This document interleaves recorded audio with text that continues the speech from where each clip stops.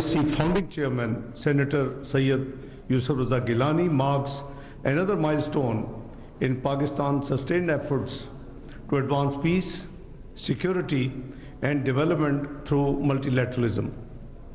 It is also a moment to celebrate parliamentary diplomacy as the voice of the people in global affairs. Excellencies, ladies and gentlemen, as Deputy Prime Minister, Foreign Minister, and Leader of the House and the Senate, I am reminded that our nation's journey on the international stage has always been defined by resilience, dialogue, and partnership. This conference provides a unique platform to translate these principles into tangible outcomes that not only advance Pakistan's interests but also strengthen regional stability. Excellencies, ladies and gentlemen, diplomacy today extends beyond ministries and diplomatic missions. It increasingly draws strength from public awareness and growing parliamentary engagement while remaining firmly grounded in our national and strategic interests. Parliamentary diplomacy complements traditional diplomacy by bringing the perspectives of people's representatives into international discourse. By engaging with peers across borders, parliamentarians share experiences, exchange ideas, and discuss the application of fundamental principles of governance, rights, and democracy. These interactions from national foreign policies strengthen interest relations and enrich global cooperation, ensuring that diplomacy reflects the aspirations, values, and interests of citizens worldwide. Excellencies, ladies and gentlemen, parliamentarians who are closest to the people play a critical role in translating international commitments into domestic action, simplifying regulations, enabling innovations, and ensuring that growth benefits all citizens.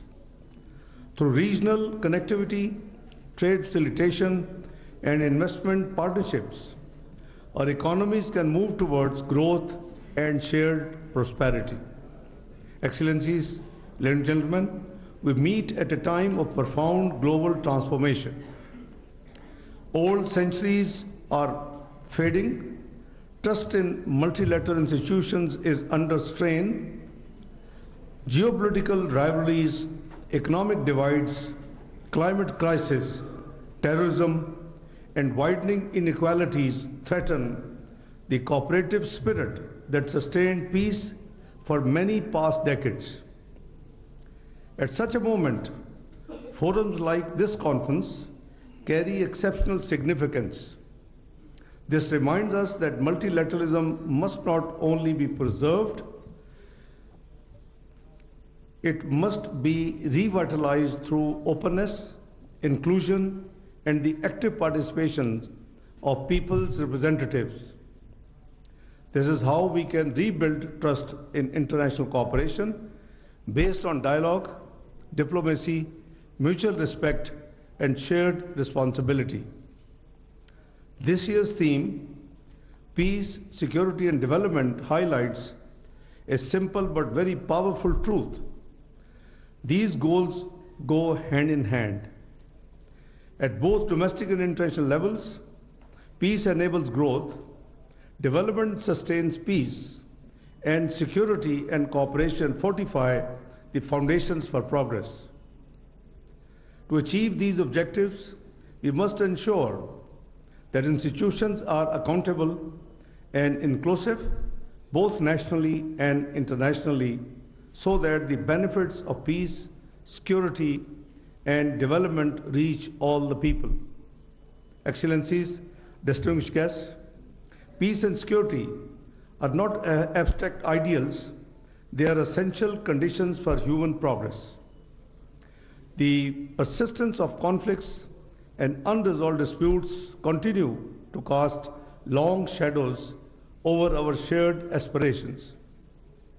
These challenges transcend borders, demanding collective resolve and coordinated action. No nation, no matter how strong or self-reliant, can confront these alone. One of the major global challenges of our time is terrorism. Pakistan has been a bulwark against this menace that does not recognize any boundary, religion, gender, ethnicity, or race. We categorically reject acts of terrorism in all forms and manifestations, whether these take place in Islamabad, as it happened yesterday, or anywhere else in the world. Just we witnessed two heinous acts of terrorism in Wana and Islamabad in last 48 hours, resulting in loss of 15 precious lives.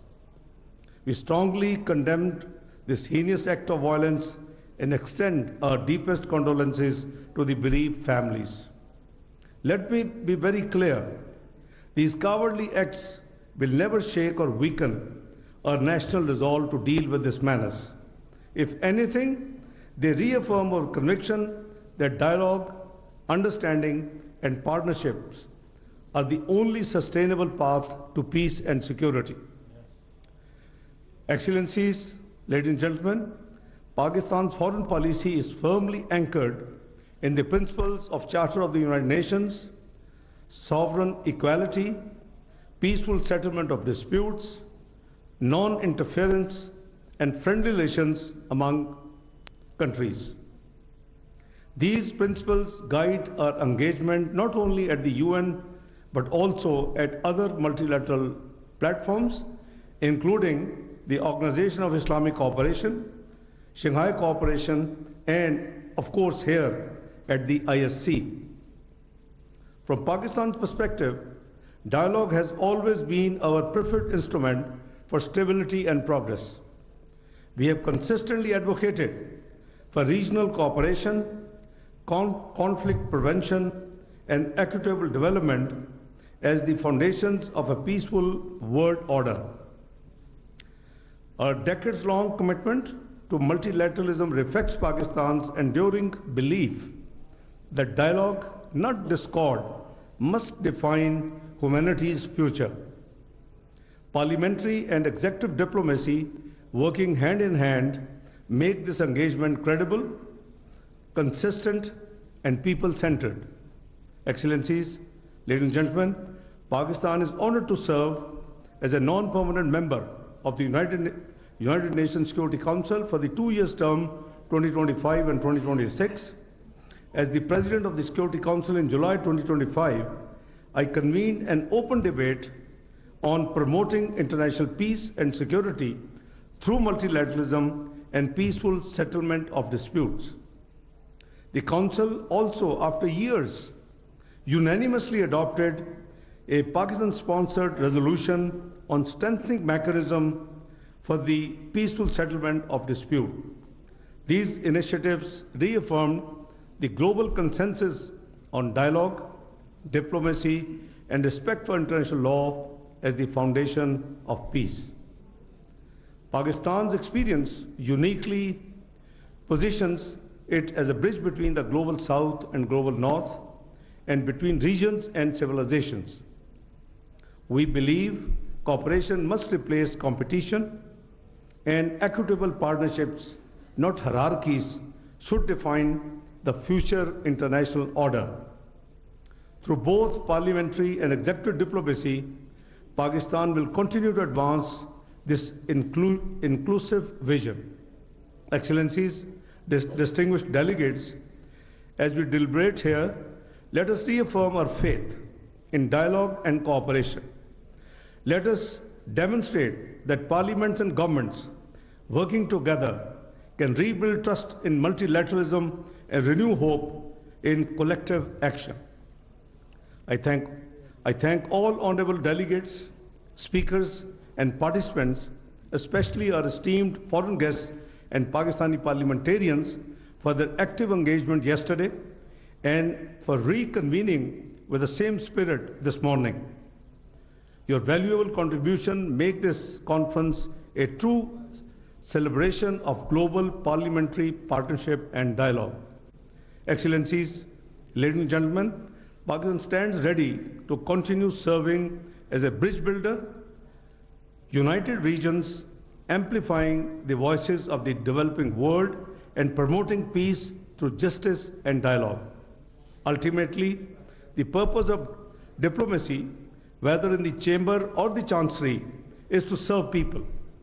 People-centered diplomacy ensures that peace dividends reach citizens, that development is inclusive, and that international cooperation is measured by human progress, not just political agreements or slogans. The Inter-Parliamentary Speakers Conference embodies that approach, diplomacy rooted in representation, anchored in accountability, and driven by empathy. Together, let us shape a fairer, safer, and more prosperous world for all.